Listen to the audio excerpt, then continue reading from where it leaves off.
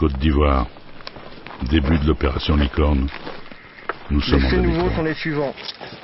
2 sont morts, un plus jeune retenu par un groupe de 4 rebelles.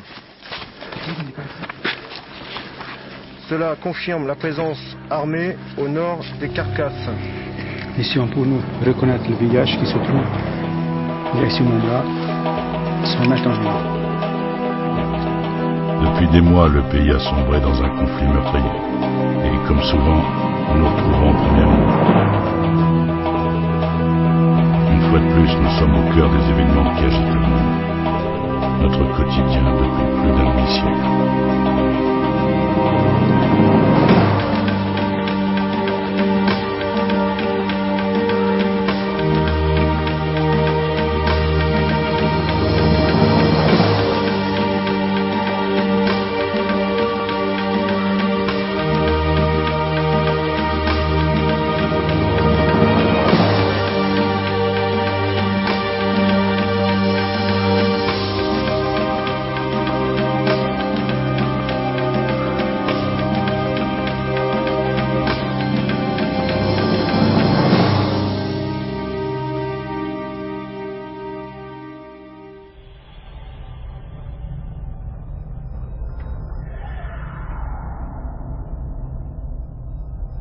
« 1948.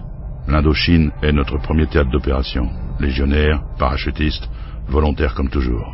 Plusieurs d'entre nous rejoignent le lieutenant Morin et la compagnie parachutiste du 3e REI. De nos premiers sauts et de nos premiers combats, nous garderons une légitime fierté, celle des pionniers.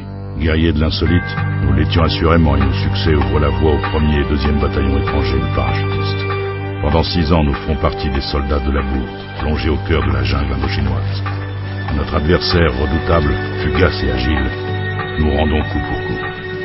Jour après jour, mois après mois, nous nous battons sur son terrain. Près de la source de Coxa, notre patron, le chef de bataillon Segretin, tombe. Une poignée de survivants revient de l'enfer. Dans leurs yeux, l'eau de la rivière avait la couleur du sang. Puis ce sera Nassan et bien d'autres combats encore.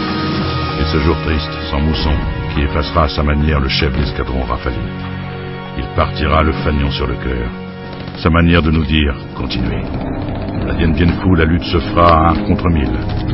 Une lutte inégale dans ce chaudron chauffé à blanc, assommé par l'acier chinois, renversé par une multitude de combattants fanatisés. Côte à côte, nos bataillons, comme tous nos camarades, vont combattre jusqu'au dernier.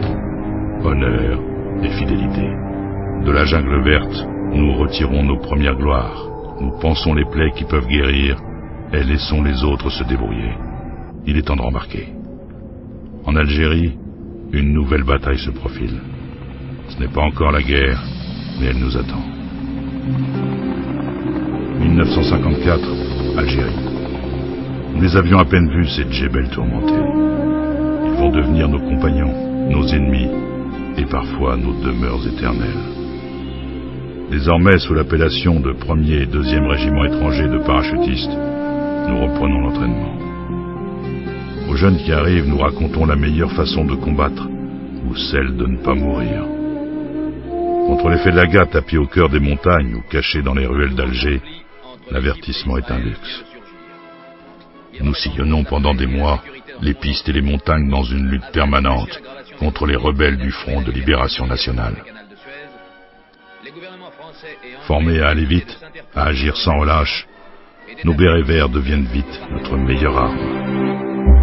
En novembre 1956, la crise internationale du canal de Suez éclate. Il faut déjà repartir. L'opération Mousquetaire est un succès militaire total. Nous débarquons en Égypte, à Port Saïd et Port Fouad, pour rendre son statut international au canal nationalisé par le président Nasser.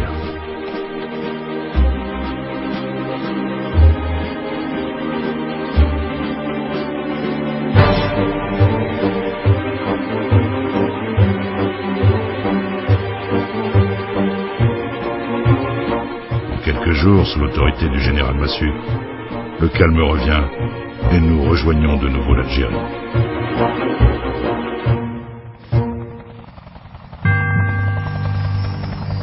La guerre d'Algérie sera meurtrière pour les hommes, mais aussi pour les cœurs. Vaincus sur le terrain, nous avons eu le privilège de participer à l'écrasement de la rébellion, sans façon, au plus près, en soldats, en légionnaires et en parachutistes. Le lieutenant-colonel Jean-Pierre le paiera de sa vie. C'est notre 3e chef de corps qui meurt au combat. Mais en 1961, c'est le putsch d'Alger. Le premier REP se rallie aux 4 généraux favorables à l'Algérie française, et à l'issue de ces événements politiques difficiles, il est dissous.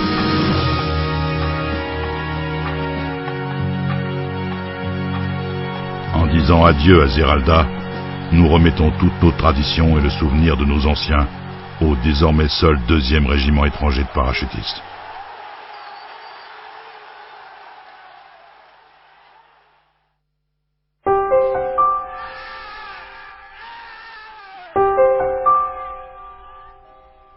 En juin 1967, nous quittons définitivement l'Algérie pour nous installer en Corse à Calvi. Le camp Rafali sera notre camp de base pour toutes les opérations qui suivront. C'est ici que nous revenons chaque fois nous entraîner à nouveau avant de repartir aux 4 coins de la planète. Nos compagnies de combat sont maintenant spécialisées dans des domaines particuliers, comme le combat en zone urbaine, en montagne ou le tir de précision. Autant d'éléments qui nous rendent encore plus forts et nous préparent à ce qui va suivre.